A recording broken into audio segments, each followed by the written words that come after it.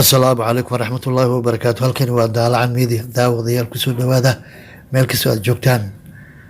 xubinteen waxaynu kusoo qaadanaynaa eedeystayaal aflagaadii islaamka oo lagu xiray dalka imaaraadka carabta. 3 nin oo la sheegay inay u dhasheen dalka Sri Lanka ayaa lagu xiray magaalada Dubai kadib markii lagu soo eedeeyay inay islaamka ku aflagaadiyeen barahooda bulshada ee ku leeyihiin Facebook iyo Instagram-ka.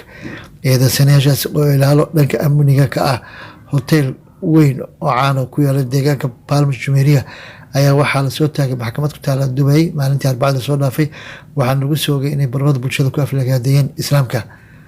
eedeysanayaasha waxaa lagu helay inay qoraalada barahooda ku qoreen kadib markii ay qaraxyo ka dhaceen caasimadda dalkooda Colombo bishii May ee sanadkan. qaar ka mid ah shaqaalaha hoteelka ayaa la sheegay in booliska imaaraadka ku wargeliyeen inay 3 nin sawiro iyo qoraalo ay ku aflagaadiyeen islaamka soo dhigeen barahooda bulshada.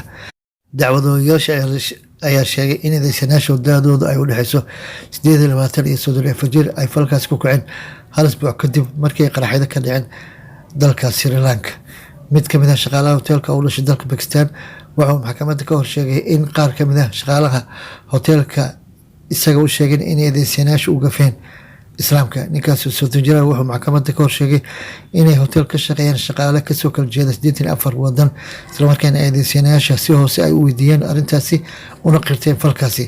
eedeysanayaasha waxa ay beeniyeen dacwadaas markii lasoo taagay maxkamadda maalintii Arbacada soo dhaafay, waxayna ku doodeen inay fariimaha ay baraha bulshada ay dhigeen ay ku cambaarayeen waxay ugu yareen argagixisadii weerartay dalkooda, waa sidii hadalku dhigeen. qaraxyo silsiladaha ayaa waxa ay bishii May ee sanadka ka dhaceen caasimadda dalka Sri Lanka ee Colombo, waxaana ay qaraxyadaasi la sheegay inay ku geeriyoodeen in ka badan 250 qof oo 40 ka mid ah ay ahaayeen dad ajaanib ah. si kastaba haddii maxkamadda magaalada Dubai waxay amartay in eedeysanayaasha lagu siiyo xabsiga ilaa inta ay go-aan ka gaarayaan dacwadooda bishan aynu ku jirno ee December 22-keeda.